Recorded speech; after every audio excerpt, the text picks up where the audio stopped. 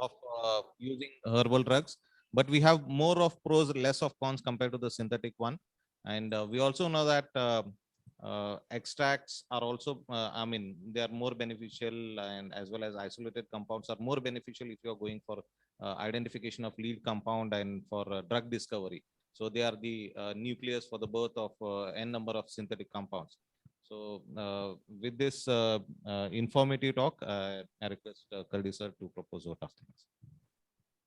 Thank you. Thank you, Dr. Mirza, for it became a panel discussion itself. Okay, Yes, all yeah, really, that's healthy discussion. Senior scientist, Dr. K. Suresh Babu also Yes, yeah. got into the discussion itself, and that is the better. Yes, well, there's one more question, I think. That is Saleha Sultana. Yes, Saleha Sultana.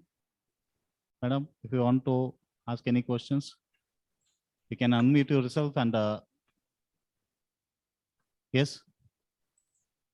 Saleha Sultana. Madam.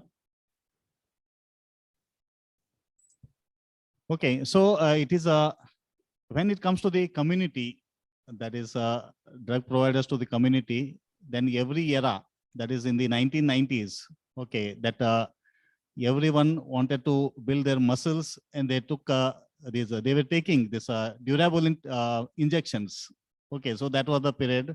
And later period in 2000 itself, 2010, 2002, 2010, that is it became a herbal era itself again. And some of the times, when it came to this H1N1, everyone was started searching for this Tinospora cordifolia. And even in Bangalore, like city, that is even a small piece of a root was not available during that H1N1 itself. Okay, so the cost of that Tinospora cordifolia root to the this 100 rupees, 200 rupees, up to 1,000 it went. So here we have to give the, being a pharmacist, we have to give the details of the drugs, and we are the providers to the this drug molecule that we are giving the clue to the modern medicine. And altogether, we have to be there, work in hand to hand, and then only we can get a better molecules in the market. And here, today's talk, Dr. Mirza, that is, as I was mentioning, the alumni of our institutions who has completed his M.Pharma here in Kaili College of Pharmacy, Hubli itself. And we have, most of the times, we never forget Mirza Beg's cooperation in this aspect itself. So in his talk, he was giving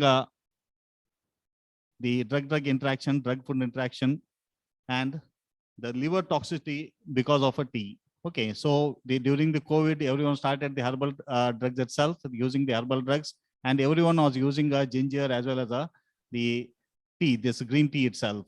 And here, as it was mentioned, green tea is having a liver toxicity.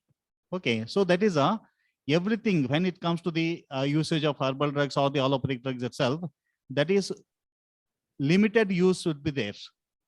Drug is to be taken as a drug itself, and clove is to be taken as a whole. Okay, that's isolated, and this one, what they mentioned, and even in this garlic pearls, what they mentioned. Okay, the garlic pearls, that is they isolate the garlic oil and separate it. Okay, so instead of that, if you take the garlic as a whole, that will be giving you the better effect of what we can see.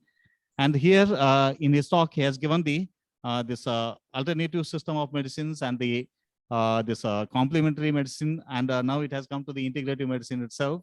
Okay, so he has elaborately given the details about the drugs and the safety of these herbal drugs itself, and especially he has given the examples of pyrrolizidine and the other things what we use as a negative markers in the standardization of drugs itself.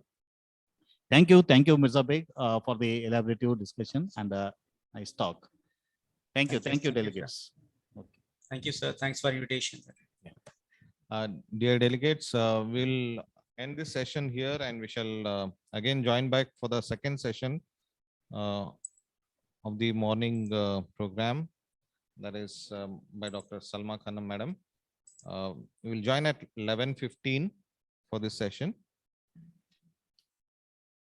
And then Dr. Salma Khanam, she is professor, Department of Pharmacognosy, Al-Amin College of Pharmacy, Bangalore. And the topic of discussion of her presentation is recent advances in quality consistency assessment of herbal preparations. So, yeah, regarding feedback, I have received most of the feedback from the delegates, and few are yet to be received. And I'll be sharing the attendance of the delegates, which as per the protocol of the AICTE, you have to maintain 80% of attendance. Kindly go through the records, that is for your pursuit. Thank you. Thanks.